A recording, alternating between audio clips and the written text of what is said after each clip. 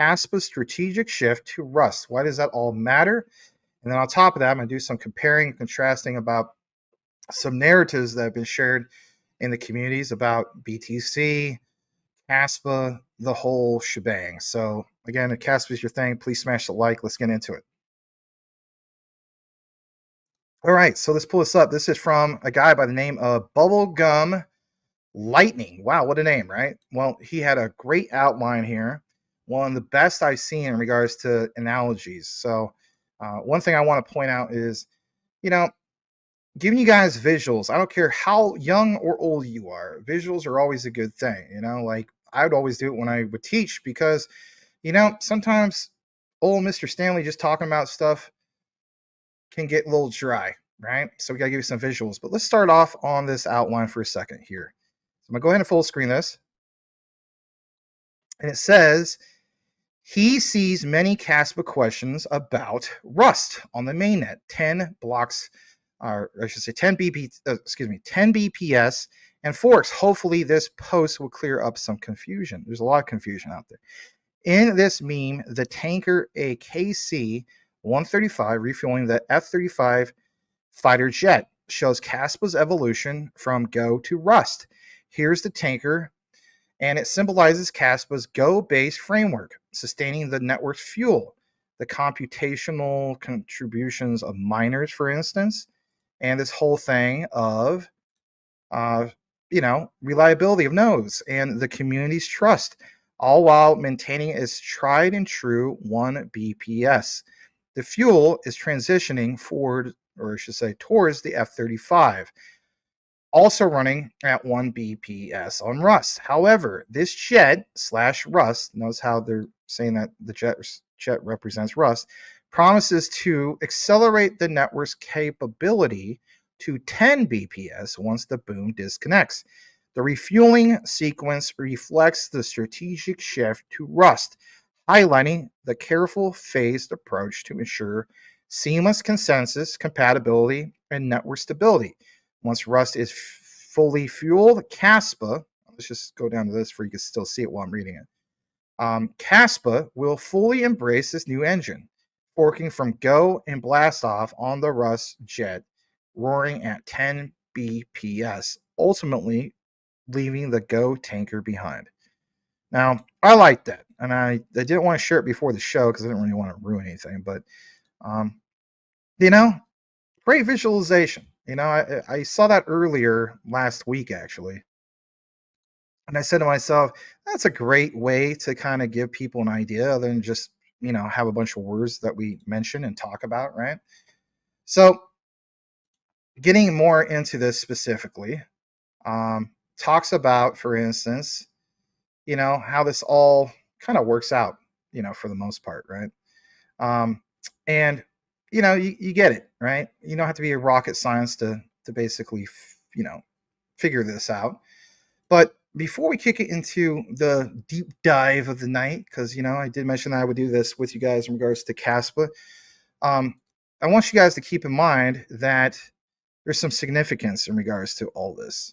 Okay, so in my notes, because I know it's on the people's minds, right? Kaspa, like it's mentioned all over the place.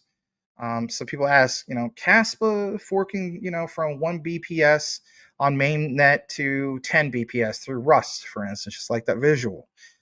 Well, at the end of the day, why is this so significant? And what would it mean for Kaspa moving forward compared to other proof of work blockchains, right? Other POWs, right? That's a solid question, right? I think that's on the minds of a lot of people, whether you're in the Kaspa or not. Like, Kaspa, right? The clam chowder version, not Casper. So solid question. So I do think it's significant. There's going to be about a few different things I want to get into just for a brief moment. So you have to keep in mind the obvious speed increase, right? This tenfold increase in block processing speed makes Kaspa one of the fastest proof of work. Like I said, I'm not saying it's the fastest out there, period, because we know there's some really blazing fast things out there. But it does make it one of the fastest proof of work blockchains, if not the fastest, right? That's, to be debatable. We understand, how some people feel about that. But faster block processing does in fact translate to faster transaction confirmation times. That's a win. Potentially making Kaspa a more viable option for real world use cases like, for example, payments, right? No kidding. I mean, it's like we didn't see that coming, right? What about the whole thing of the concept of a benchmark for POW scalability? Hear me out on this. Well, from what we gathered, or even myself and people of the community, traditionally speaking, proof of work blockchains have, of course, struggled with scalability, hence, obviously, BTC, right? And speaking of BTC, as a prime example for what we're going to talk about tonight, Kaspa's achievement demonstrates that high transaction speeds are possible, of course, with proof of work, potentially inspiring further innovation in just that, the space that we're talking about, right? Now, I do want to mention two key things. I know I always do the whole thing of like, three main things, but for tonight it's two because there's a lot to get into. Um, People have asked, well, with everything said, how is this going to impact specifically Caspa's future moving forward? Great question. Hey, that's why you're tuned in tonight. Well, we did talk about the whole thing with Rust. So there is that whole concept of increased adoption. Faster transactions, as we know, basically would attract more users to develop on the Kaspa network, boosting its overall adoption. Implementing things like Rust is definitely the path forward.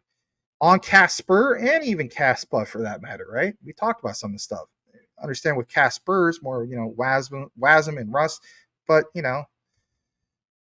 apples and oranges at this point. What about competitive advantage? Listen to this for a second. Because at the end of the day, if you don't have a competitive advantage, do you really have anything? Well, I think with Kaspa you do. Hear me out. Compared to other proof of work blockchains with slower transaction speeds, Kaspa speed could position it favorably for applications. And I like that. I like the idea that with Kaspa compared to things like BTC, you have to have innovative applications to kind of really stand out. Hence the whole point of, smart contract implementation. But can we have smart contract implementation and keep it all in the same layer? Now, some people say, well, with Kaspa in itself, there's, some of these things that were mentioned in regards to, specifically like layer 2 and whatnot. And I would agree with you on that. Like, I'm going to show you an example on this real quick. Just in case if you've never seen this in regards to Kaspa, this comes from the About page. Check this out for a second. So, for you guys that are new, it's really easy. I mean, every page has this, but, like it says, Kaspa proof of work. But this part about layer 2, like I was just talking about, right? About, this whole thing of, DAG topology, block data pruning, and of course, SPV proofs. And it says, for example, later subnet support, which will make future implementation of layer 2 solutions much easier. But some people pointed out, shouldn't Kaspa stand out for its, keeping everything internalized right where it's at currently speaking? And for the most part, I would agree with that. But I do want to get more into this. So I'm going to jump back for a second and basically mention some things. So now I was talking about competitive advantage. Well, you have to keep in mind this recent development, that was last mentioned, I should say, it shouldn't be too recent, June 2023, mentioned about the long-term effects that have remained to be seen on something that's only existed this coming, August? July, August, give or take, is how long Kaspa will have been around for 2 years. But there's challenges, just like any other particular blockchain that's new, especially when it comes to proof of work, that, have yet to be seen. Kaspa faces some of these challenges. What challenges? Well, number one is maintaining decentralization. All right, hear me out for this for a second. I know some of you guys, for example, we talk about Reggie Milton of Veritasium, right? Reggie Milton, apparently, I just learned this out recently myself. Apparently is the guy who patented DeFi. I never even thought there was such a thing. I used to think it was like, Satoshi Nakamoto, but you have to keep in mind what that opens you up to. Okay. So with Kaspa, increasing block speed can come, of course, at a cost. And that cost is basically decentralization. And as we know, that's a core principle of many blockchains, not just, the whole concept of, proof of work. But Kaspa in itself will need to ensure its network remains accessible, of course, to its participants, right? That's the whole point, with varying computational resources. At the same time, you got to jump into the next part, which is real world testing. There will consistently be tests. And what I mean by that is the success of this transition will depend on how increased speeds perform, of course, in real world scenarios with high transaction volume.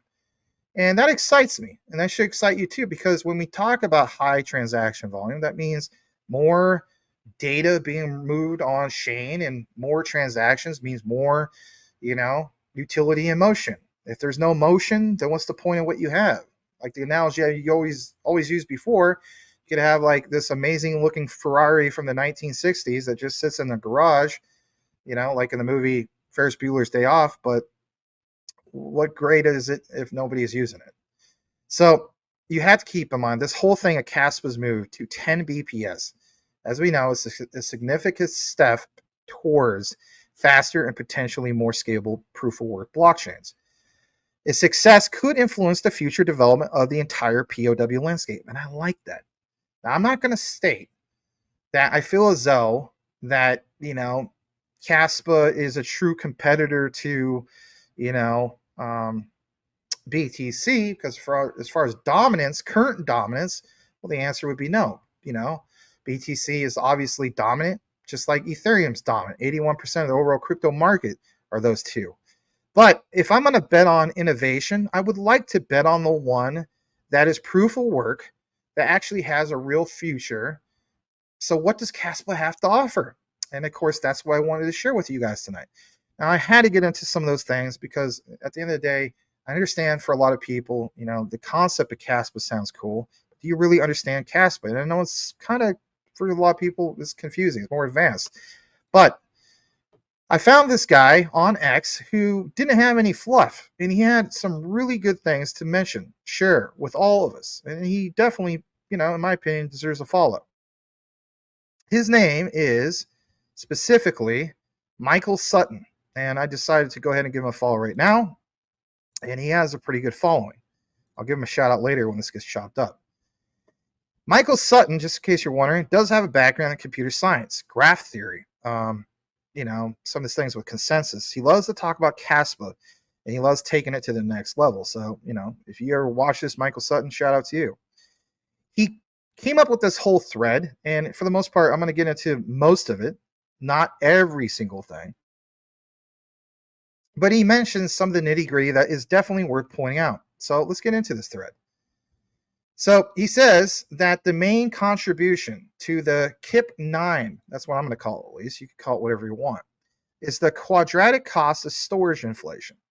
Now, I want to get into this thing before we move forward about KIP9 and why, mention this, because some of these terms are going to be Greek to you. You're not going to understand what it means. And, at the end of the day, I think all of us want to understand a little bit more about what all these things basically mean. I mean, at the end of the day, why wouldn't you want to know, what some of these things basically mean, right? I mean, if we don't pay attention to that, then at the end of the day, what exactly are we doing? Let's jump to this part real quick. This is from the Kaspa research site. If you want to take more of a look into it, you can go to research.kas.pa, and it's the section about quadratic storage mass. I'm going to go ahead and zoom in just for a brief moment and give you an idea of why this is important. So there was this discussion about some of this stuff and about mitigating UTXO bloat and quadratic costs via local constraints. Now, I know it sounds like it's the technical aspects of things, but for the purposes of what we're sharing tonight, it's going to make some sense. And so basically speaking, here is the, the nuts and bolts, right? So it's this. Concerns in regards to some of this stuff. And it goes on to mention KIP9. It talks about how a merchant must constantly have a hot wallet. Think about this, guys. A lot of you guys don't like the idea of using hot wallets. That's why I use cold storage. But yes, look at this. It addresses this. It talks about the downside of a merchant to have to constantly use a hot wallet available and cooperate with the customer to create a mutually signed transaction.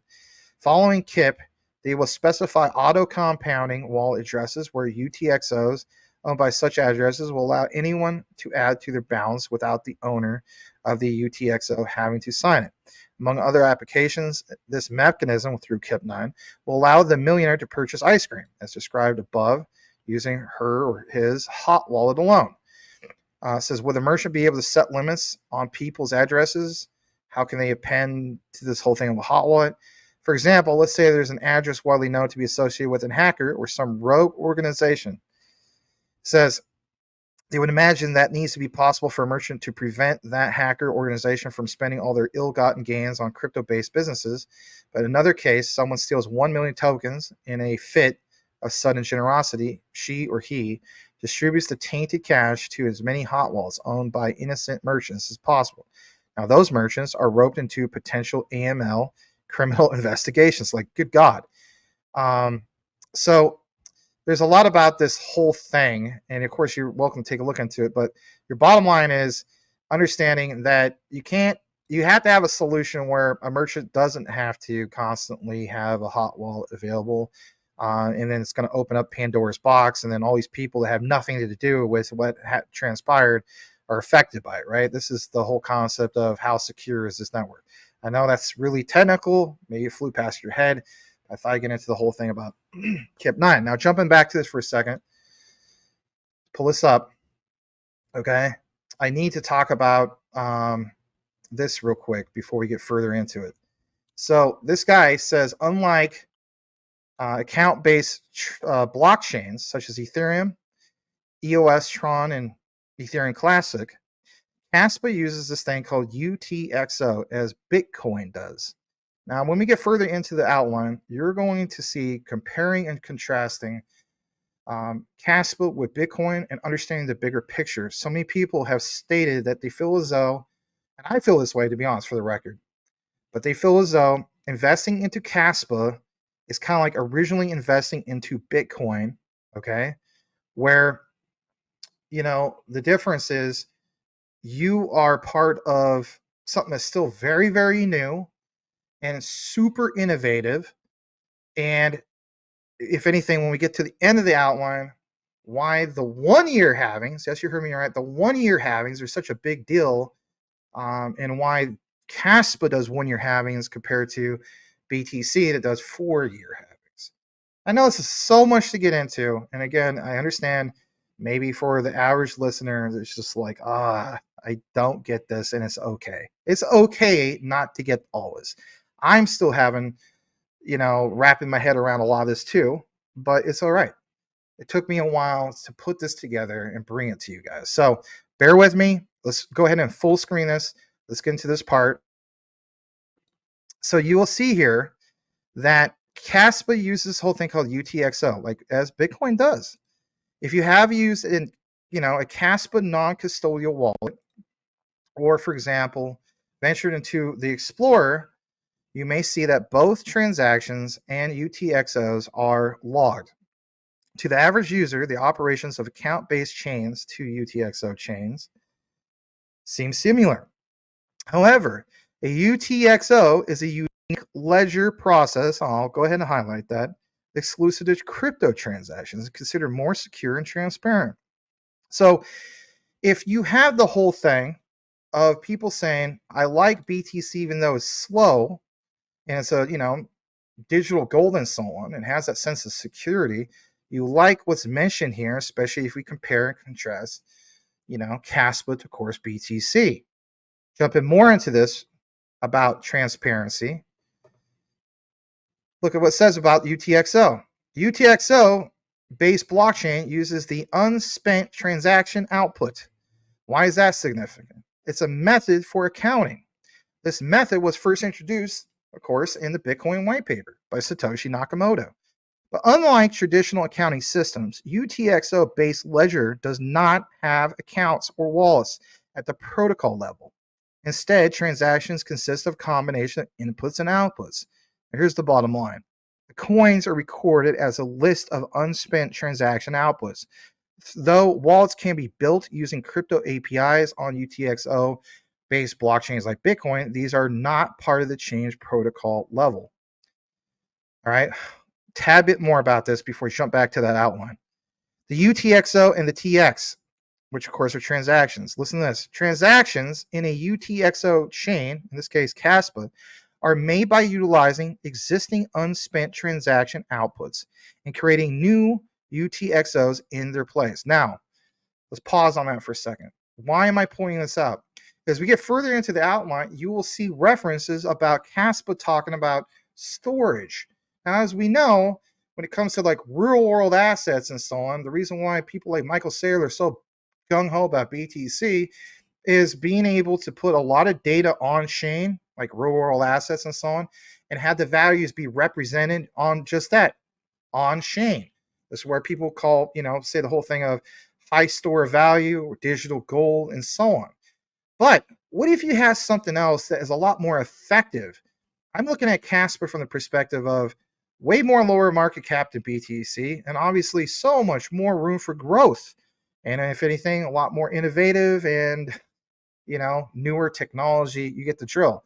But when we get towards the end of the outline, I'm just giving you guys a heads up. You will see the reference about unused storage. This is one of the most efficient blockchains as far as everything working like clockwork. And I'm going to get into the reasons why that is.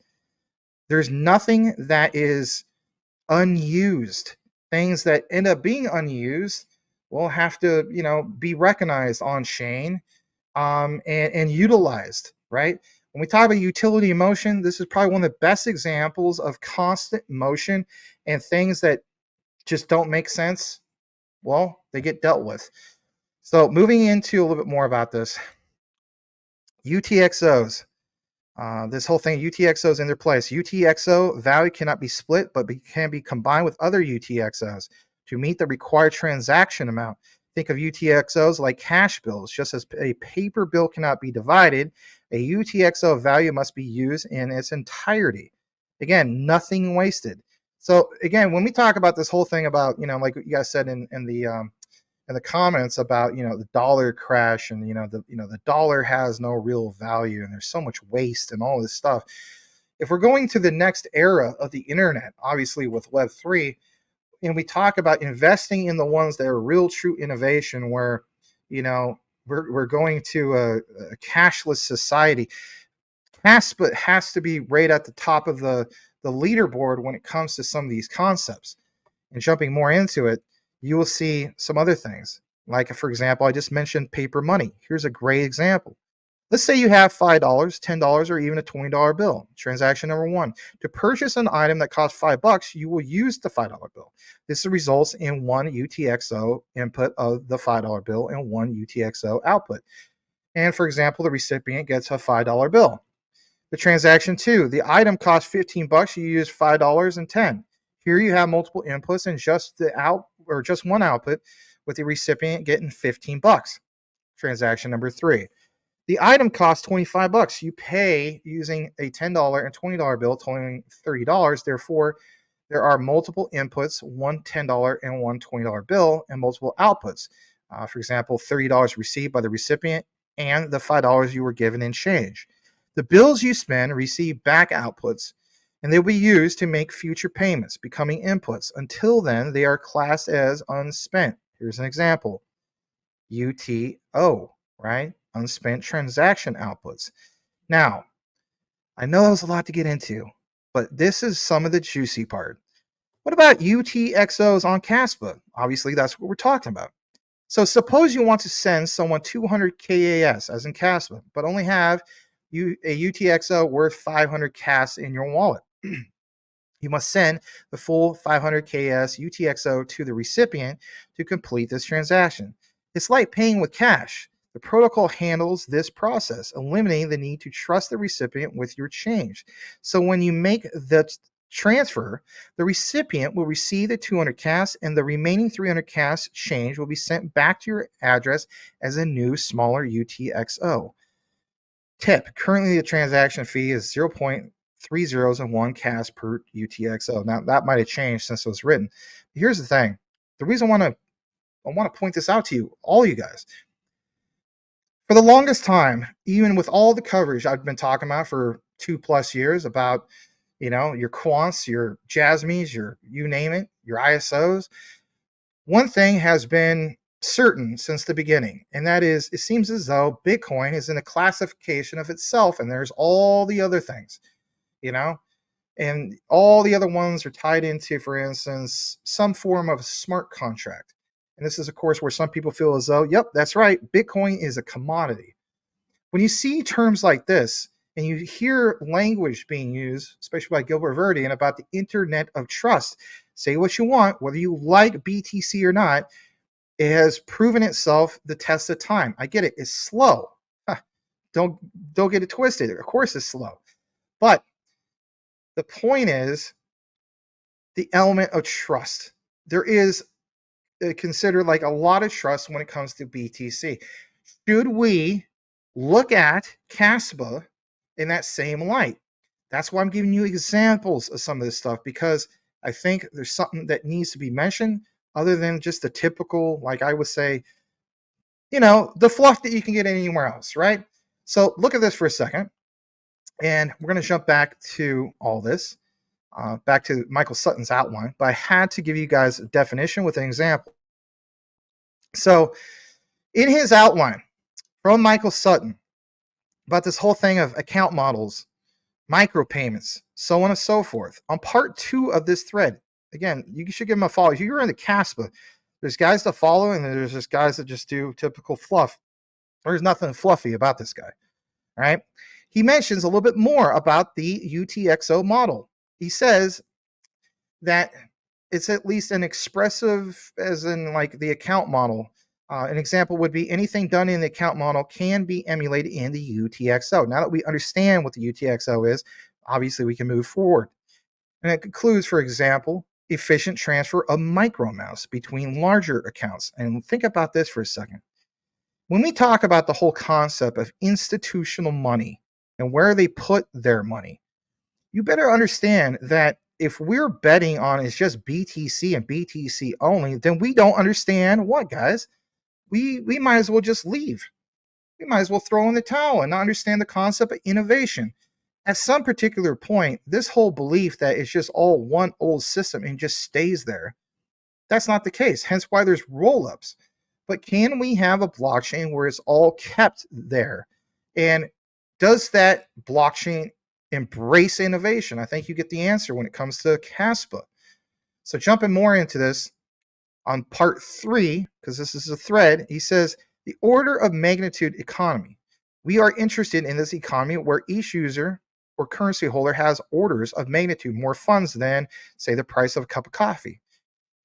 He says, for example, this whole thing of the lack of, I should say, of a replicated state system where each decentralized miner / participant holds the entire state cannot grow indefinitely to support all micro transfers, which are done on a global scale with billions of users.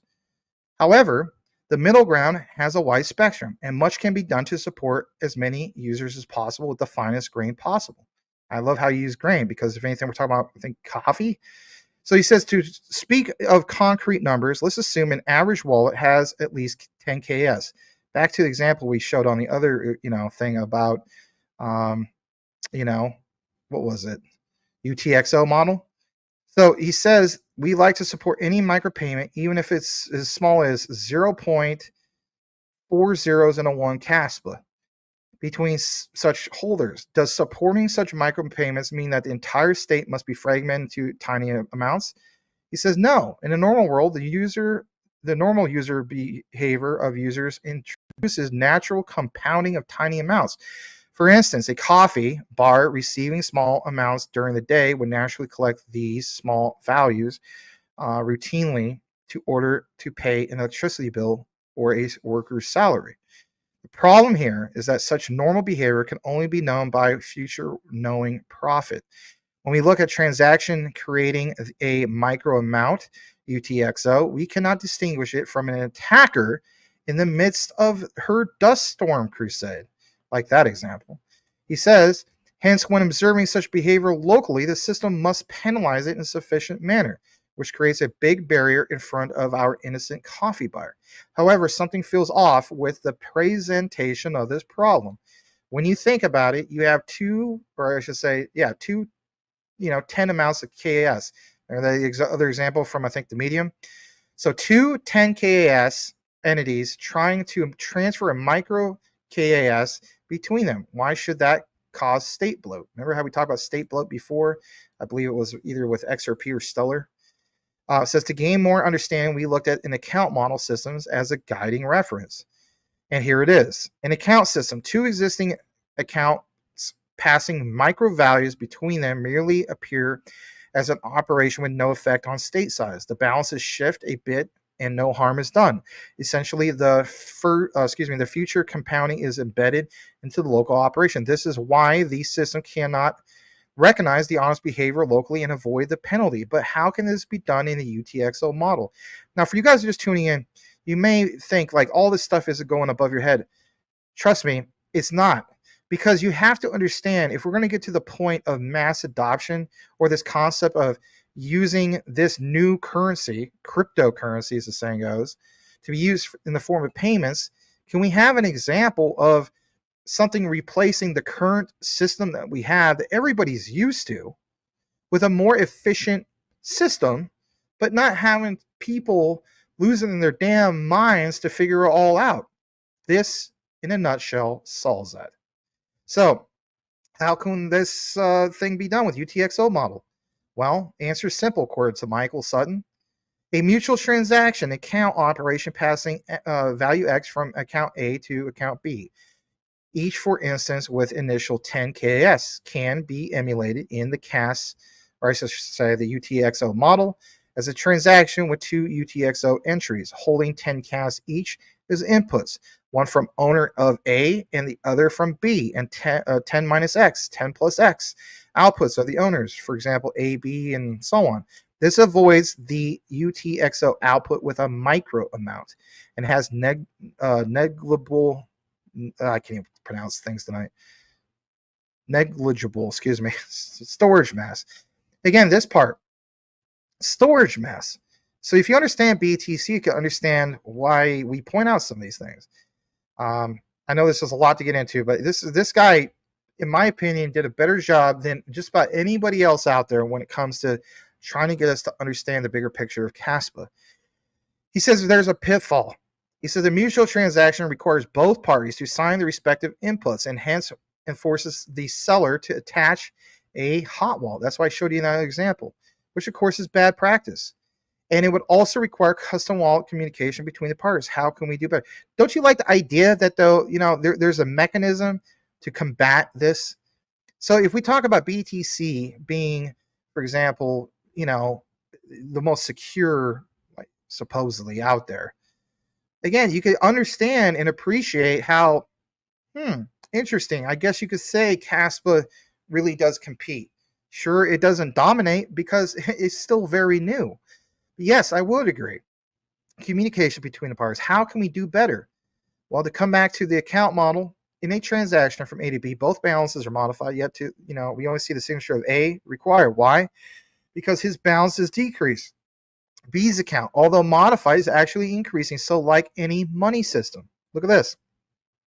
I love this reference, like any money system. Again, how could we have a new money system if everybody is not used to, like, everybody's used to a certain way of how money flows and how it's transacted? If you want people to jump on board of this whole new thing, you can't make something so radicalized that they can't understand what they were raised with. You want improvements. You don't want to necessarily create a whole wheel of how money is transferred. I understand from a technical side of things, right? By having things on a public permissionless ledger, and like we talked about. But the model of how basic money is transferred, or, hey, I'm giving you $1 to purchase something that's 25 cents. Give me back 75 cents, and then there's a whole complicated process involved. That'd be ridiculous. So he says with some creative thinking, this can be emulated to the UTXO world, in a world following KIP. That's why I gave you that example of KIP earlier. We will specify unique addresses which will allow anyone to spend them, as long as the spending transaction has a correspondent output with a larger amount going to the same address.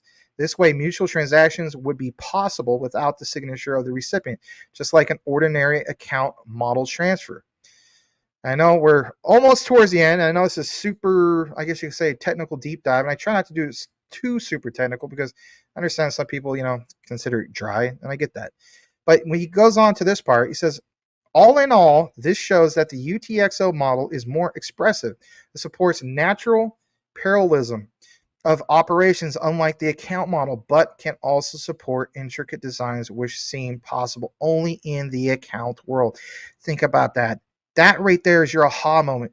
That right there tells you supply and demand. That right there tells you about disruptive technologies and the value of those technologies. There's nothing fluffy about that. Getting more into this outline from Michael Sutton, he talks about KIP9 discussions and links, and I gave you that reference already. Goes on to this last part, which is really good. He talks about, for example, this is kind of a joke. The tagging is disallowed, but when I got into the next part, which is this thread, brings up the whole thing of, state bloat. Okay, so for those of you still wondering about state bloat, which we've talked about before, especially with Stellar and some of these other ones, all state bloat really is, and so on, or bloat in blockchain, is this. Blockchain bloat, also called state bloat or chain bloat, is a situation that can occur when a blockchain has grown so large that the peer-to-peer network nodes that support the distributed ledger can no longer store, process, and share ledger's data efficiently. Now, I want you to think about that for a second. Efficiently. These core principles are why BTC has such amazing value, beyond what we just mentioned tonight. Understand disruptive technologies that want to take what was considered the internet of trust and, BTC to the next level. If I was so gung-ho about Bitcoin back in the day, in this case, BTC, proof of work, that whole concept, like back in 2010 and 2013, maybe some people feel as though they're not so gung-ho about it anymore, which a lot of us aren't. We feel as though like BTC is like a expensive meme coin.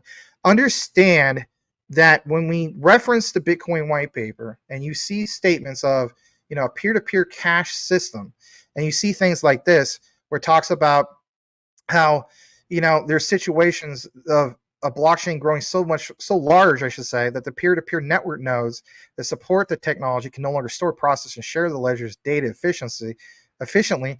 Obviously, is a real problem, but what ones can we have that can allow the concept of what BTC claims to do as digital gold, or have a high store of value, but also create what?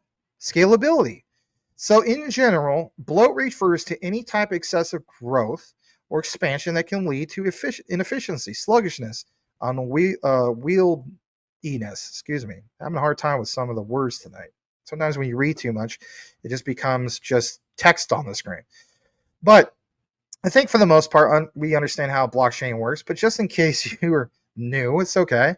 It mentions that, blockchains are decentralized. DLTs, basically, that record transaction in a sequential permanent manner. Transactions are grouped in storage blocks, and the blocks are linked together in chain. Storage blocks. Remember I talked about BPS earlier, right? So blocks per second, right? Well, if we have this whole thing of Kaspa scaling up to 10, well, I understand that, there's other ones could do way better than that, but it's a step in the right direction. And it's also a different type of, technology with Ghost Egg. But this part of each block contains a set of transactions, a timestamp, a reference to the previous block, and other metadata. Keep in mind that, there's things that need to be mentioned. So it does go through a consensus process, as we know, and it does require nodes to programmatically agree upon the network blocks and to validate them. But this part of a block being added to the blockchain, its contents are considered immutable. While it's technically possible to alter the contents of the block, it is computationally expensive and practically infeasible to do so because each block in the blockchain is linked to the previous one through a cryptographic hash. All right. So I want to talk about some of those key things about understanding some of this and why we mentioned about scalability and so on. So this part, I will get into a little bit more of it verbatim. So it talks about this whole thing about scalability and the issues behind it. The accumulation of microtransactions. Again, back to what Michael Sutton was just talking about in that thread. And it talks about how low value dust transactions and inclusion of empty or near empty blocks. Now, with Kaspa, it solves all of these things about near empty blocks. Nothing that is taking up space is not going to be, I guess you could say, utilized. I mean, here, how can I put this in layman's terms when it comes to Kaspa? You need to picture a giant warehouse. Okay, I think this is a great example where, it's like you have people coming in. I don't know, like, I don't know if you guys ever saw that show back in I think it's in the 2010s and so on. I forgot the exact name of it, but it takes place at a giant warehouse, and some people point out the whole thing of not necessarily area. It might be at Area 51. I think that's it's like an adventure TV show. I can't remember the name of that show anymore. But anyway, maybe it's called Warehouse 51 or Warehouse something other. Anyway, you go through there. Can you imagine a giant warehouse where things are not being adequately stored? I mean, think about this. If you ever moved, here's another example, right? You get a U-Haul truck and you stack that thing. Do you want when your kids coming in through there and you have to teach the kid how to stack the boxes properly and how to move it back and use as much space as you can, or adequately pack as much into the space that you have, because you can't rent 2 U-Haul trucks. Well, apply that to this. You can't have things where things are stored on chain that simply don't make sense. Everything is being utilized. There is no such thing of having the inclusion of empty or near empty blocks. And if there is anything that's empty, being able to have a mechanism that will seek that and do something about it, compared to other blockchains where maybe that doesn't even happen. Enter into this next part for a second. You will see that it gets into this thing about the continuous growth caused by bloat. I love the expressions here, or the definitions. I mean, when I think about bloat, like a whiskey bloat, or somebody that eats too much pizza and then drinks a bunch of beer, or whatever the case, they get bloated. I mean, don't overthink it. You ever wonder why they use some of these terms, right? So it says it can make it difficult for individual users to, in regards to small scale participants, to afford storage, computational resources necessary to maintain full nodes and keep up with the processing of the new blocks and transactions. The additional problem is that bloat not only creates poor user experience, it also creates digital divide. Just kind of like if you ate a bunch of, pizza or a bunch of greasy wings, and it's like, it might seem good at first, but the outcome is you're not going to have a great experience after you wake up or whatever the case be. Don't eat late at night, right? I mean, I don't know. Try putting layman's terms, maybe it come out right, but you get what I'm saying. When participation is limited to only those who can afford to use the network, it centralizes network activity, undermines the principles of decentralization and inclusivity. I can't even pronounce that tonight. The issue can be aggravated in blocks, or blockchains, I should say, where the order of the transaction being carried can be influenced by fee rates, or in some cases, high fee rates. So we understand the whole thing about blockchain solutions. We get that. But when you went to CMC, there was that part at the end that talked about blockchain pruning. If anything, this is where Kaspa stands out. So if you weren't aware of it, pruning involves trimming down the data stored on the blockchain to reduce long-term storage requirements. Prune nodes only keep the data necessary to validate new transactions, maintain the blockchain's current state. Many proposed solutions of reducing bloat involve some type of pruning strategy. Well, what about the whole thing of what Kaspa has to offer? So jumping into it, I want you guys to now see a video, because I'm tired of, talking your ear off. Maybe getting tired of hearing me talk. This, in a nutshell, I mean, this is like an AI video that this guy put together. But this guy who is Fam Fun Fin Free, literally just a few days ago, made this video. Shout out to him. So if it gets flagged on your channel, all I can say is thank you for the educational video. I wasn't trying to, do anything malicious or anything like that. It's just I like sharing education. He put this together. It's a minute and 40. It gets to the nitty gritty of why you got to pay attention to Kaspa's groundbreaking state bloat solution. Again, guys, solution. Why is Maximus Crypto, good old Max here, pointing out some of this? I'm trying to have you guys understand the concept of supply and demand and what makes Kaspa, so darn appealing. Kaspa's your thing, which obviously it is. Smash that like, and let's go ahead and listen to this. A minute and 40 seconds from the one and only Mr. I can't remember his name. My bad. Fam Fun Fin Free. Yes, here we go. Today, we present a new solution to another old problem, state bloat. This problem is deceptively hard and crucial, and previous attempts to tackle it are unsatisfactory for many reasons. At least this was the landscape, until Michael had this crazy idea. What if we somehow found a way to make wasting storage quadratically expensive? That is, set some policy for pricing transactions in terms of the block space they consume, such that wasting n times the storage costs and 2 times the block space. For people who are familiar with the matter, the mere suggestion seems absurd, delusional even. I mean, the cost must be computed per transaction, so surely no matter how you price it, it couldn't grow much faster than the number of transactions, right?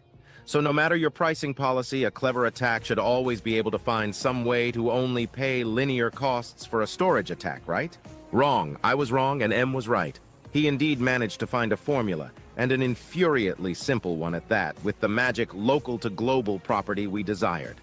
The cost of a transaction only relies on the data within that transaction, yet an adversary attempts to waste storage will pay a price quadratic in the amount of storage they have wasted, regardless of how they structured their transaction. Well, at least it seemed to have this property. Actually proving it turned out surprisingly difficult, and required several weeks of combined effort. This insight affords a brand new way to mitigate state bloat. The first one that does not require a complete overhaul of how accounts are managed, and is in fact almost completely transparent to end users. I strongly believe this fabulous discovery will have a huge impact on how many projects approach the state size problem.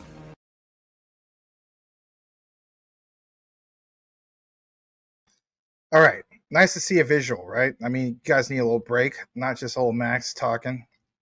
So I'm going to get into some of my notes about this for a second. So we had just showed you that video in regards to state bloat, obviously. And if anything, when I got more into it with my notes, I said to myself, since Kaspa uses state bloat, does BTC also use state bloat, since both Kaspa and, of course, BTC are proof of work blockchains? Well, the answer is obvious, and that is yes, Bitcoin, BTC, also experiences state bloat just like Kaspa. But here's the thing, all right, about the difference, if you will. Both Kaspa and, of course, BTC, while they're both proof of work, as we know, every transaction in itself needs to be included in a block and, of course, validated by miners. This validation process, of course, involves adding the transaction history to what? A growing ledger. With state bloat, the entire transaction history representing the current state of the network is what gets stored on the blockchain. As more transactions occur, the state grows, and so does, of course, the size of the particular blockchain as referenced in the video. This is what's referred to, as state bloat. Now, what about the impacts of some of this stuff? Because we didn't get into all of it. Well, you have to keep in mind it can lead to 3 main issues, and that is slower processing times for full nodes, those storing the entire blockchain, increased storage requirements for running a full node, and potential centralization, as mentioned in the video. How do we mitigate this bloat? Does Kaspa do a better job than just about anyone else out there? I think so. And if anything, you have to keep in mind, even though we're talking about BTC as well, both Kaspa and BTC explore various approaches to manage bloat, such as these 2 things: block size limits.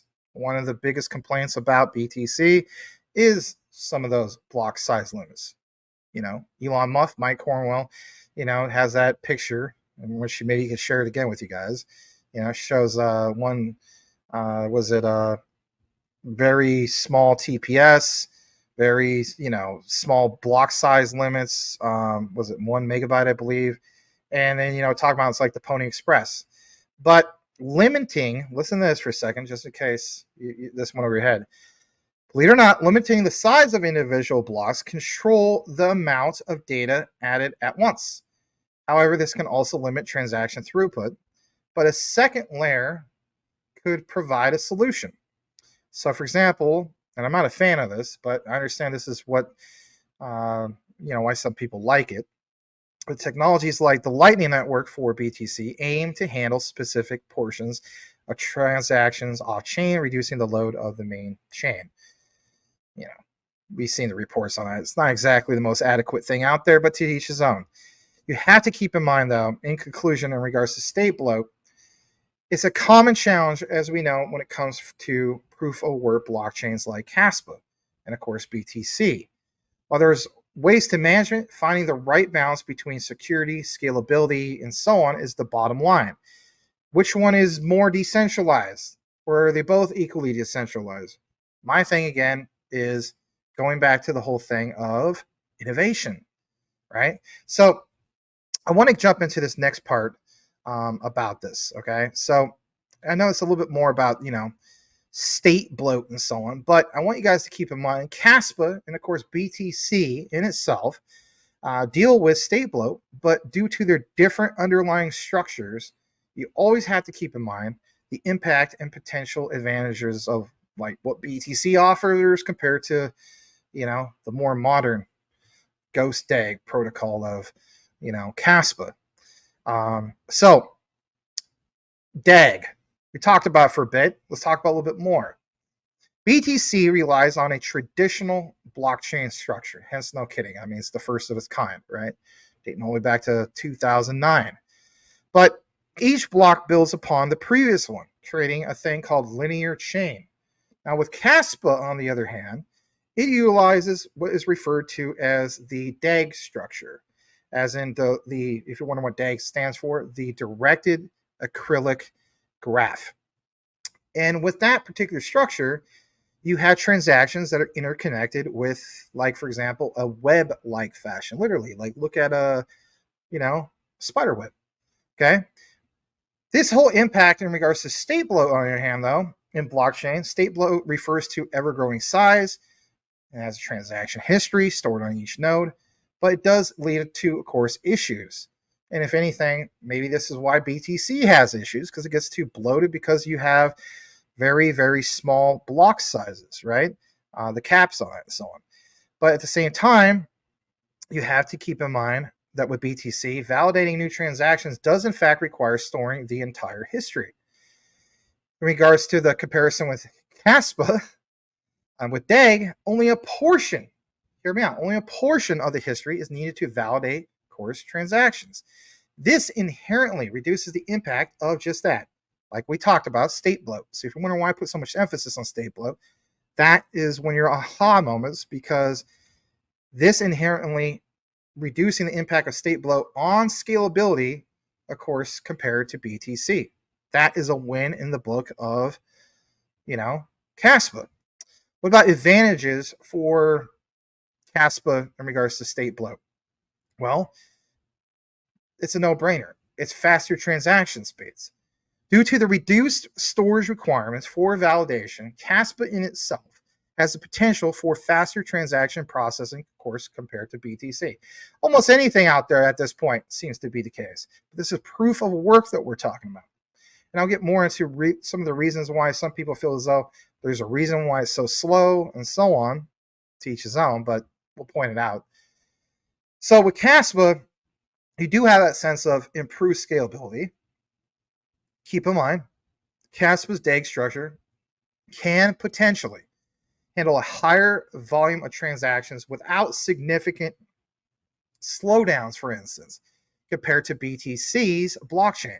And for me, for the future, this is what really, really takes the cake for me when it comes to, Kaspa, because at the end of the day, miners, as we know, and I'm a miner now myself, right?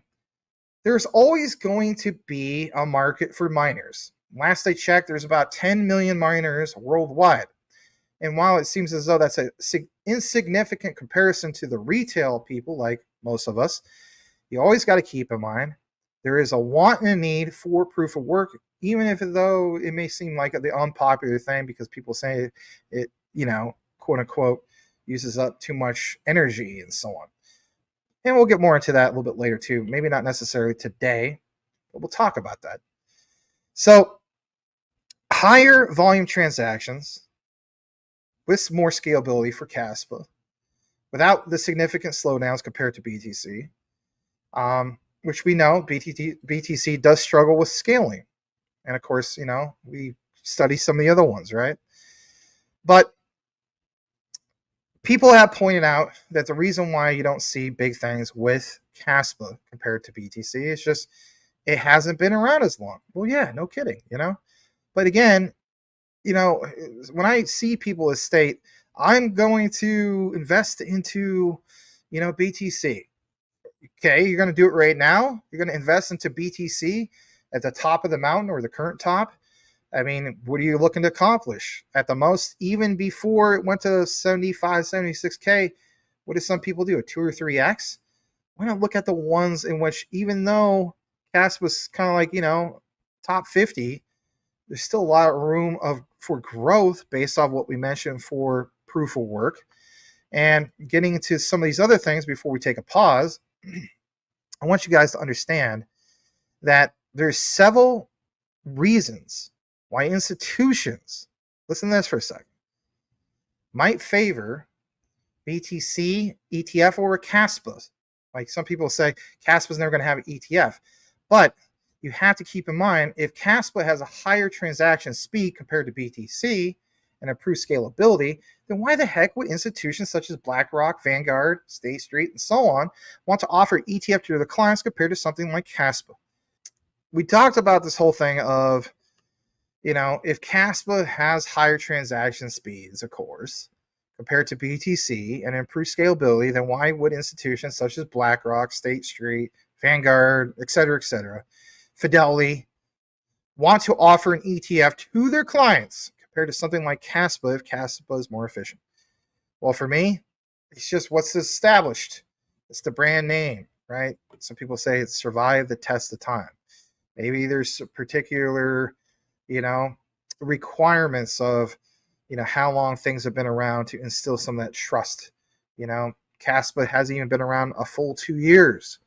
BTC has literally been around since 2009. Whether we like it or not, that's the reality. Talk about internet trust. It's basically that trust issue. But there is several more, reasons to this. So I want to mention some of these things. So I talked about brand recognition earlier. Well, as we know, BTC is the most recognizable cryptocurrency by significant margin. That's why if you talk to, your Uncle Bob or your Aunt May or whoever, right, they might not know a darn thing about blockchain and DLT, but they probably have heard of Bitcoin at this point, right? So BTC is the most recognizable cryptocurrency by significant margin. Kaspa, despite its potential advantages, I should say, is a smaller, much smaller, and less well-known player. I mean, in reality, guys, come on. I mean, we know about Kaspa and so on, but we talk about the average person outside of this space. They're not going to know what it is, and that's no bash on Kaspa. That's just reality. But despite its potential advantages, Kaspa is much smaller and less well known, but investors, especially those new to the space, as we mentioned, might be more comfortable with, of course, just that, a familiar name such as Bitcoin, right? So market liquidity. Let's talk about this for a second. BTC, as we know, has much, much more larger market capitalization as, compared to Kaspa. No duh. But it does translate to more liquid market. Meaning it's easier to buy, sell large amounts of course, BTC without significantly affecting the price. Kaspa, on the other hand, with a smaller market cap, might be more volatile and harder to trade large volumes. And that part right there should be your key takeaway. Because at the end of the day, this is honestly what stands out. How do you put it in layman's terms? All right. I've used this reference before. Okay. And I understand the concept of market cap. Mike Cornwell specializes, in my opinion, probably better than anybody in understanding market cap. So it's like this. Literally take the example of, especially when I was a kid, going to Mount Scott Park in Portland, Oregon, Southeast Portland, you had the shallow end, right? In summertime. They would, and those pools were only available in summertime, right? Because outdoor at the time. So you have a shallow end, you have a deep end, right? And they fill those suckers up all the way, right? In the shallow end, when those lifeguards are trying to empty out the pool, it was pretty significant when that happened. Out in the deep end, which was roughly 15 feet compared to the shallow end, that's only like, I think at the most, like, I don't know, 5 feet, right? You saw a significant difference if anything was being drained, right? Well, apply that to market cap. I think this example about, volatility, we could be like raw utility. This one's way faster. Hey, I get that. This one's way more innovative. I also get that too. But it is that. If we're talking about people's retirement money, at the end of the day, they only care about what's volatile. We care more about, those big gains, maybe because we're not part of that club yet. Now, some of you guys are, and I'm not trying to dismiss that, but that is obviously a reality, and we can't dismiss that. What about regulatory landscape? Regulations surrounding cryptocurrencies are still evolving.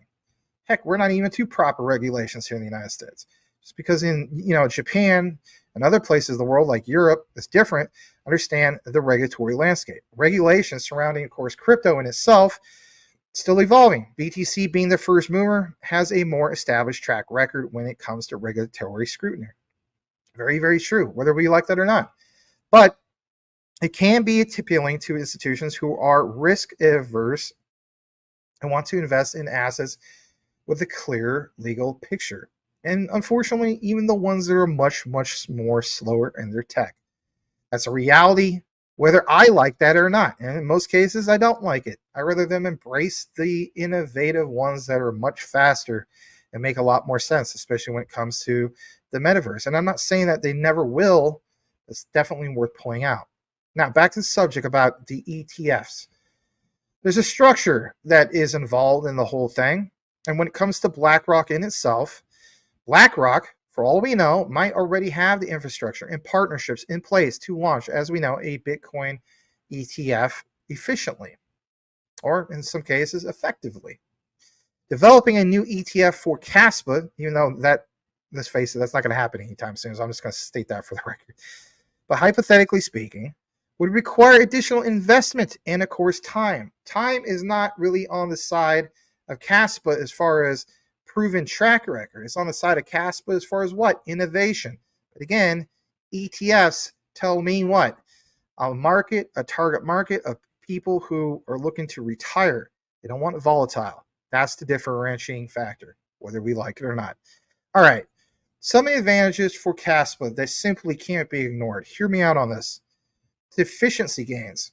Now, I did mention in regards to the outline, Kaspa being much more effective, faster transaction speeds, scalability, and how it can attract more or give more options, of course, in the long run. I'm into Kaspa for the long game because I understand this is probably one of the most solid proof of works out there, if not the most impressive one. I'm talking about proof of work. I'm not talking about just, the greater scheme of things. But you have to keep in mind transaction fees on the BTC network, of course, remain high, and that's going to help Kaspa moving forward, is it not? So the whole thing about all these innovations, we can never dismiss them. Kaspa's underlying tech might be superior, as we know, offering more sustainable and secure platform, of course, for future development. We're already seeing it. Rust, for example, and how they're strategically positioning themselves for even the future of like smart contracts and stuff like that. You know what I mean? Say what you want. Yeah, smart contracts on, proof of work apparently is going to be a thing. What about the whole future landscape, about the greater scheme of things, I should say? Well, it is possible that as this whole market in crypto, of course, matures, hopefully it does, um, we will get to the whole thing of Kaspa gaining a wider, sense of adoption. I think it's obviously happening before our eyes. But as we see ETFs emerge, whether it's BTC, some of the talk about Ethereum as well, ultimately the choice between a Bitcoin ETF and, as crazy as it sounds, the Kaspa ETF. I don't know if you ever see that, to be honest, but if it existed, would depend on individual investor preferences and, of course, risk tolerance. How much tolerance is that person going to have? I'm telling you flat out, 2 years. I mean, even myself, from a business background, right? If I want to go into a business sector, any particular thing I sign up for, if I'm going to buy a house, 2 years. I used to be a loan officer. You ever notice it's just a 2-year requirement for just about anything? You must have 2 years experience of this. You must have 2 years perfect credit. 2 years. Kaspa doesn't even have 2 years being around yet. Say what you want. That's the thing. We're going to do now is we're going to jump into some of these other things real quick. And I just want to pull some of this up. So I know this is a lot of notes because I was taking a lot of note taking. I was trying to give you guys more visuals because I know you guys like that, but I wanted to point some of these things out. So I'm going to jump into this next part, okay?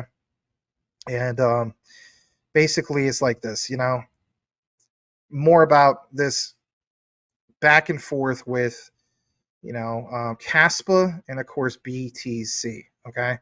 So some people have asked me, and I do appreciate some of the questions that you guys have sent me over the last week and whatnot.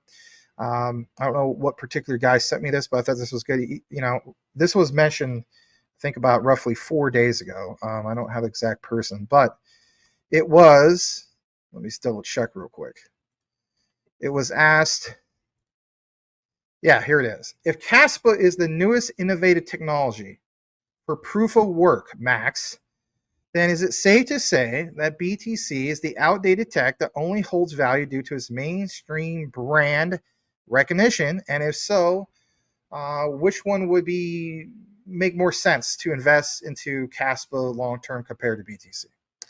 Well, that was a mouthful. It's kind of hard to get into all the specifics, but from what I've gathered, Kaspa, of course, obviously offers some potential advantages even over BTC, other than just from a technology point of view. But we will take a moment, obviously, to point out the technology point of view. So Kaspa, as we know, utilizes DAG, right? That directed acyclic graph. It's a lot more scalable, more efficient than the traditional blockchain tech behind, of course, BTC. And it will lead to more faster transaction times, lower fees, and so on. But it's the focus that I want everybody to understand. At the very beginning of the outline, even before the Michael Sutton outline, talked about Kaspa and how they target areas like microtransactions and online. Actually, I left this part out. But yes, online gaming, where, of course, BTC struggles due to its slower and costlier transactions. It would make more sense, even from a metaverse point of view, that Kaspa would scale up and do a lot bigger things compared to BTC. I mean, come on, BTC on the metaverse? I mean, maybe, but if things need to move fast, I don't see that. So people also ask me why Bitcoin remains the dominant cryptocurrency. Well, there's numerous answers about that, but you have to keep in mind the two that stood out for me above everything is Bitcoin's sense of security. Now, if you weren't aware of this, BTC's hash rate, right, the mining power, is significantly higher than Kaspa's. And believe it or not, according to what was shown in the research, it makes it a more secure network, whether we like it or not. Some people from the BTC Maxi community have pointed that out as well. We could agree to disagree, but they always consistently reference that. They say it's not about the speed, it's the security. Teach us out, right? I don't want to go down that rabbit hole right now, but that's what stood out for me in regards to the research. Now, another reason why BTC remains the dominant cryptocurrency is adoption. BTC, as we know, has a massive advantage in mainstream recognition. True. regulation, integration for larger financial transactions. At the end of the day, it's all about you, me, and everybody else's investment decision. Kaspa, as we know, might be riskier, but potentially more rewarding. And listen to this part, if Kaspa is your thing, more rewarding long term, because you got to look at it from the perspective that it's their innovative tech. However, BTC's established position, if you like it or not, offers more quote unquote stability. Here's a breakdown I want to get into basically. All right, before we kind of somewhat close this particular topic, close out this topic. So, I can't give you guys financial advice. I never will. But I have to recognize that there's two deciding factors when it comes to proof of work. And since we're talking about proof of work with Kaspa, proof of work with BTC, you have to keep in mind it's like this in a nutshell. Somebody could chop it up. Maybe I'll chop it up on this little snippet. Here's the bottom line. Investing in Kaspa. You should invest in Kaspa. Again, not officially speaking, not financial advice. If you're comfortable with the whole idea of higher risk, what? Potentially higher returns, and believe in the tech, as in DAG, and how it will revolutionize crypto. On the other hand, stick with BTC if you're the type of guy in which you feel as though you prioritize security and stability and are looking for a well-established store of value. And that's it pretty much in a nutshell on those two main things. Now there's more, and I don't want to go down the rabbit hole of all that, but I do feel as though that people have pointed out, especially with the BTC halving coming up, that, you know, why doesn't Kaspa have halving events every 4 years? And also, does halving events, do they in fact do halving events once a year? And the answer is yes. They do halving events once a year. It's not every 4 years. And I was shocked when I was getting into the whole thing of becoming a miner. And at the same time, while I was shocked, I came to the conclusion of realizing the bigger picture of things.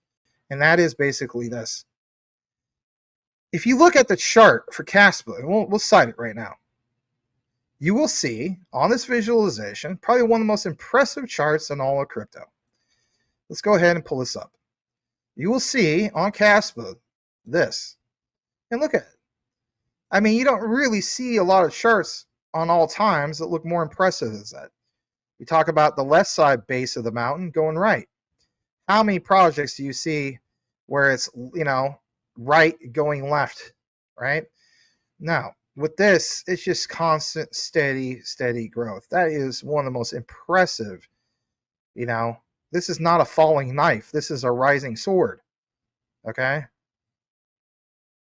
So, again, this project has only been around since roughly maybe late July or early August. Hasn't even been a full 2 years. As far as burning zeros, you have to keep in mind that it has burned a total of 3 zeros. And while the all-time lows was June 1st, 2022, all right, it's been up a staggering 75,869%. Very interesting, right? Yes, very, very interesting. And of course, if you're not into Kaspa, it's on quite a few different markets. KuCoin, Gate.io. Don't go with Bitmart, anybody. Please don't go with Bitmart. It's a honeypot exchange. If they decide to delist a coin, they take self-custody of your coin, and you cannot get it off of the exchange. Mike Cornwell and I have proven that. All right? My point is this. When you look more into Kaspa, is it on Coinbase? No. Is it on, Binance? No. What happens when those go live? Oh my goodness. That's pretty big, right? Those are big positive catalysts. So while I could talk you guys' ears off about some of this stuff, I will point out some of these other key things I want to get into, but I will here in a bit. And basically speaking, it's about the halving events. So let's talk about this for a brief moment, okay? There does seem to be a misunderstanding when it comes to Kaspa and halving events. Kaspa actually, like I mentioned, only has one halving event every year, and it's broke down into a 12th. And what I mean by that is every month that goes by, it's like a little bit less rewards for the miners. And then at the 12th, finish one, 12 of 12 for one full year represents one full halving. So yes, Kaspa actually only has one halving event, um, and it's every year, right? Not every 4 years. So here's a breakdown. All right, listen to this. So unlike BTC's one-time block reward reduction, which let's face it, the next one's coming up here. My guess is the 18th. Some of you guys said it's going to be on 420 Teacher Zone, right? But unlike BTC's one-time block reward reduction, Kaspa's having a spread throughout the year, like I pointed out. The mining rewards, listen to this part, steadily decrease over a year, reaching exactly half the amount at the end of the year. This annual event recalibrates the reduction rate of the following year. So for somebody like myself, I have noticed this. Like for example, we started off on our particular miner, Will Fix and I. It's like, oh wow, look at this, 400 Kaspa per day, and it was consistently doing that. And then we noticed, like maybe after 2 weeks, that instead of 400 Kaspa every day, like maybe the next day it was 300. It's like, huh, what the heck happened there? Why is that? And in our heads, we're thinking, oh, great. One of the boards of the, the KS, of the KS3 miner has, actually it's a KS5, my bad. It's a KS5-6, right? There's a 21. That one's like, 37 grand, but that's beyond the point. But the point is, like, we thought one of the boards went down, which would affect the hash rate. And so, no, that wasn't the issue. When I researched it more, I found out, yeah, it's diminishing every month. Now, while that sounds very scary, and maybe for some of you guys, like, well, why would I want to get into this? Again, re-reference that chart. On the chart, one of the most impressive charts in all of crypto.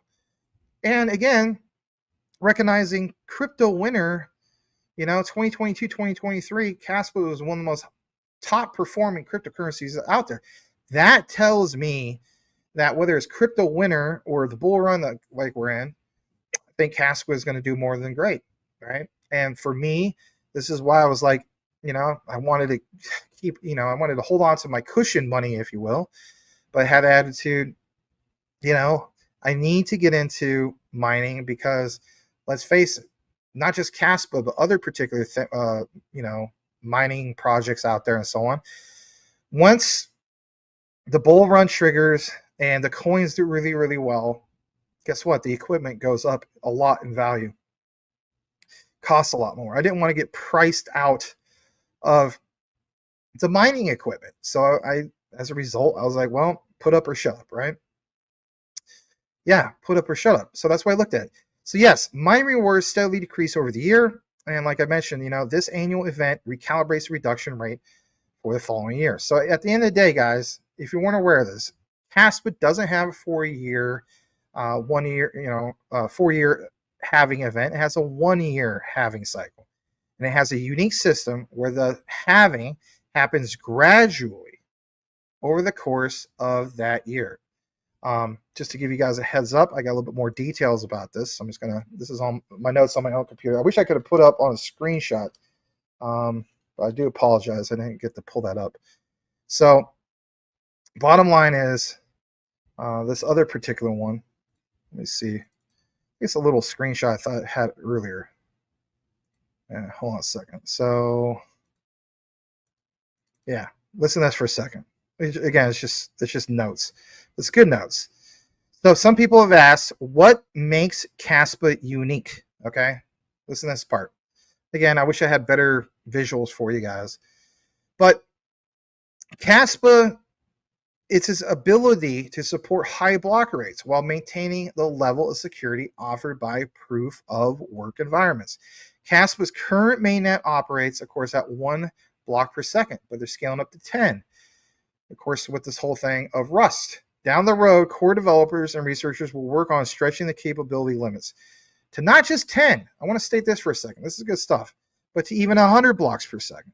Kaspa also uses a thing called monetary policy, which decreases emissions geometrically over time on the 12-note scale of music, known as chromatically phase.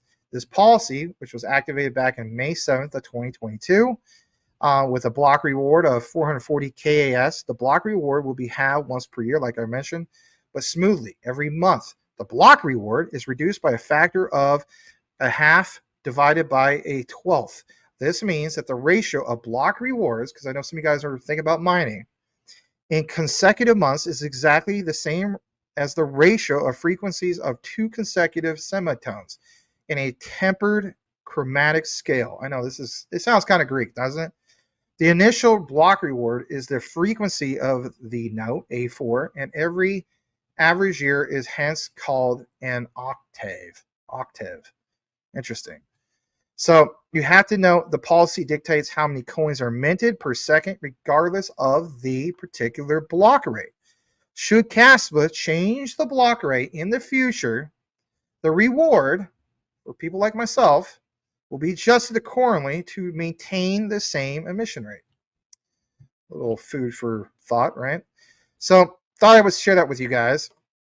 And then getting into this next particular part, we're almost done with this, by the way. I know it's a lot to get into, and maybe this is dry for some of you guys, but I didn't see a lot of people getting into the nitty gritty about Kaspa, But you have to keep in mind, what about this for a second? The significance of the 1-year halving event of Kaspa compared to the 4-year halving event of course, BTC, which, as we know, is coming up here pretty soon.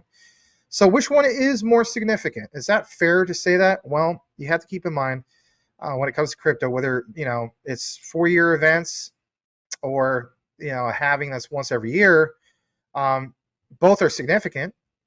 It's in regards to its respective ecosystems.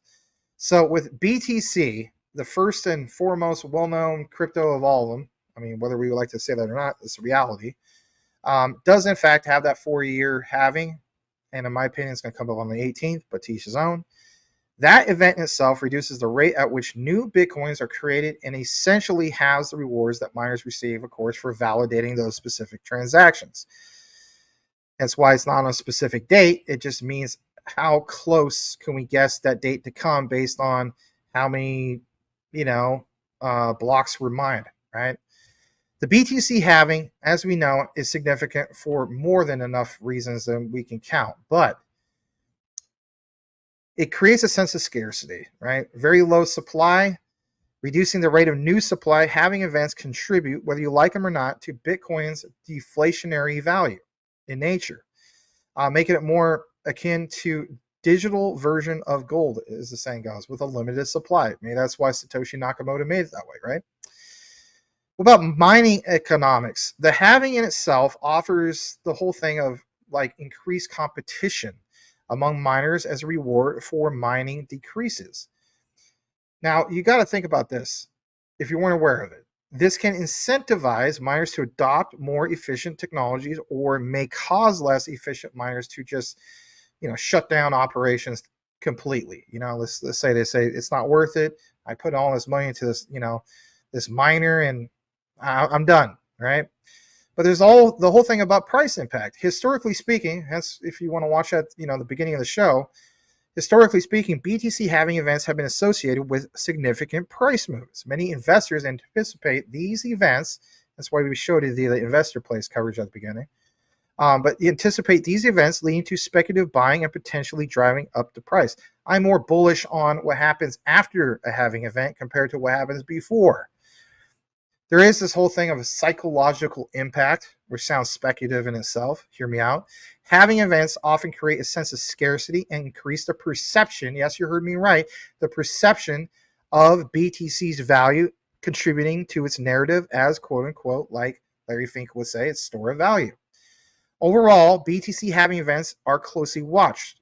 No kidding. I mean, why would they put a thing at the top of CMC if they weren't closely watched? We all closely are paying attention to it because we feel as though that after that happens, watch out for your altcoins to soar. Hence the term bull run and so on. But overall, halving events often leads to attention, of course, not just in Bitcoin, but for a lot of things. Now, I want to point this out. As far as Kaspa halving, since we just talked about BTC, Kaspa is a relatively new crypto. It's not even been around a full 2 years.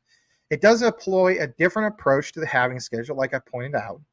And basically, the significance of Kaspa yearly events lies in the impact on the supply dynamics of the coin and, of course, its ecosystem. Hear this out, too.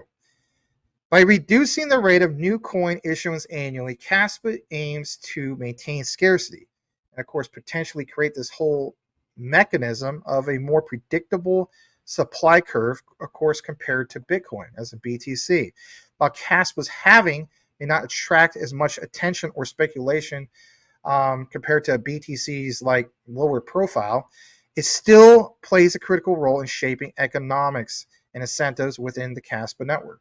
Well, through what? More innovative proof of work technology, hence the ghost tag, right? But the annual nature of Kaspa's halving could potentially offer more frequent adjustments to its supply dynamics. And I know I'm talking you guys' heads off tonight, but it will allow for faster adaptation in itself in regards to the changes in demand for the technological advancements of course, this blockchain and where they go from here. Rust is just one example, right, of things to come.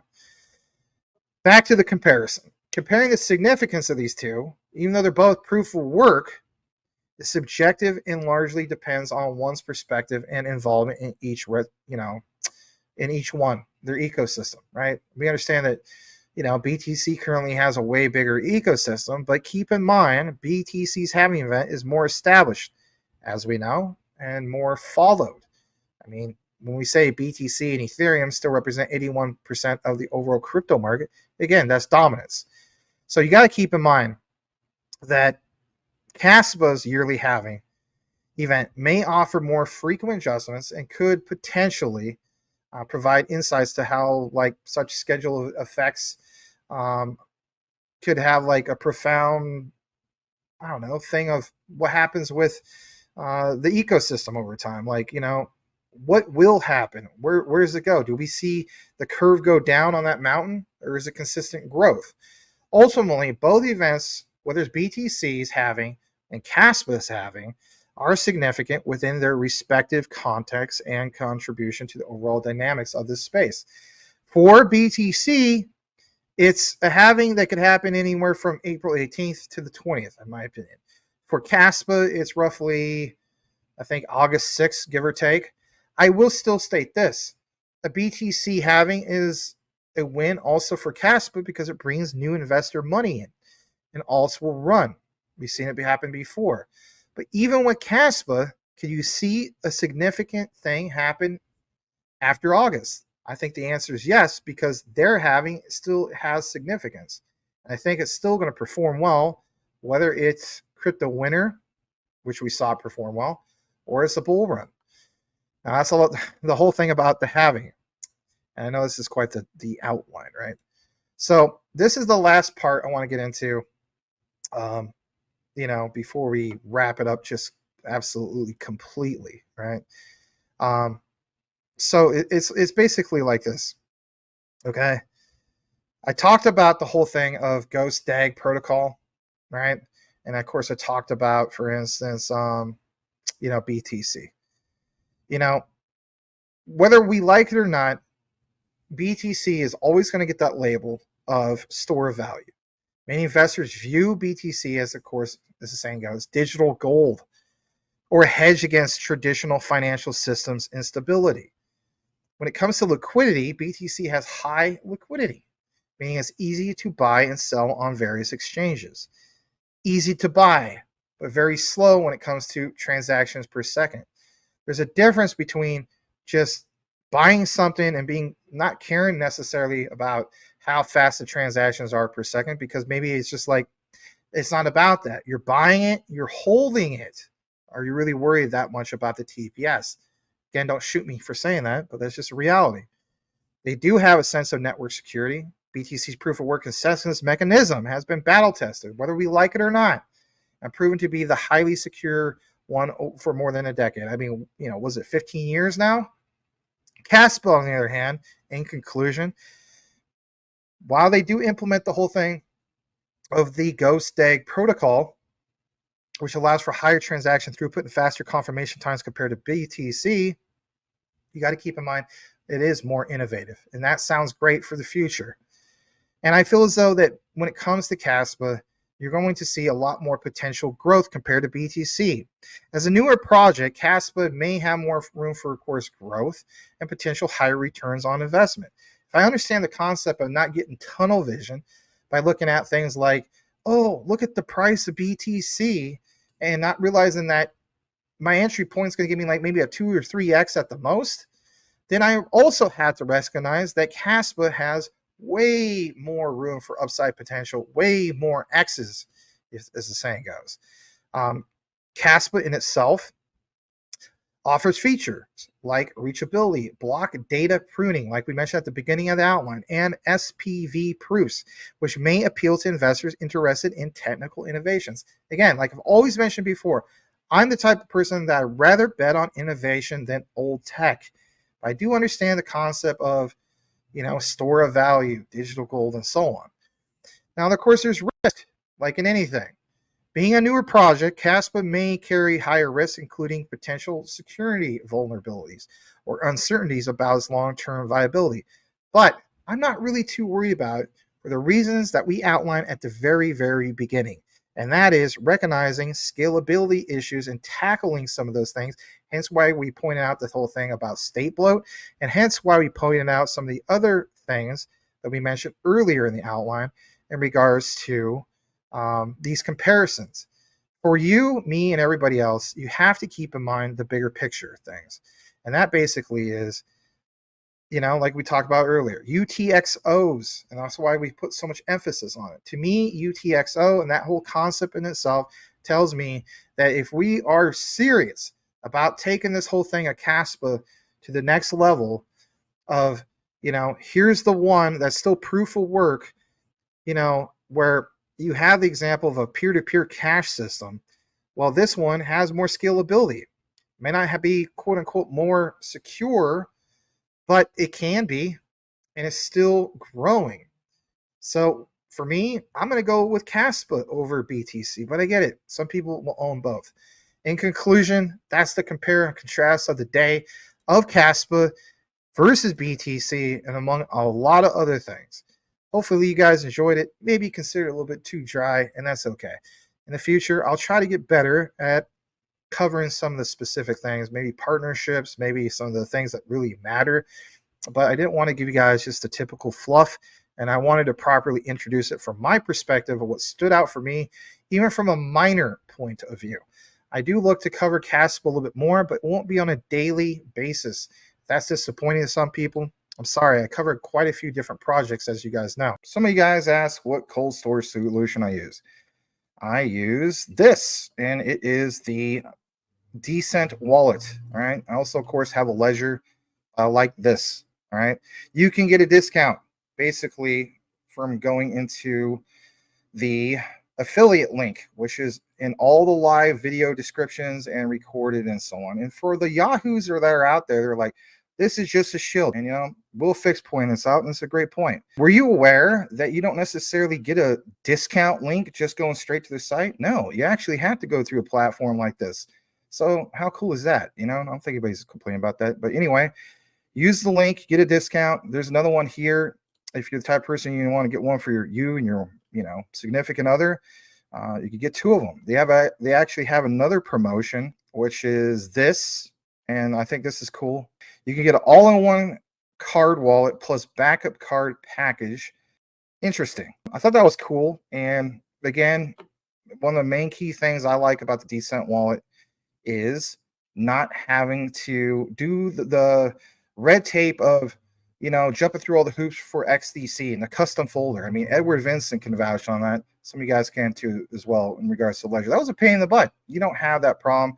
You literally open up your phone, it's on your app, track everything that's going on, right? And saying goes, not your keys, not your crypto. You know the drill. Check it all out though if you wish to do so. It is truly the cold storage solution that I use for the most part. There's still some on Ledger that, I kind of split it up on and so on. So it is what it is. But if I have preference over one, I'm going with this one. A lot easier to use and so on. And some people, even to this day, still ask me which one to use.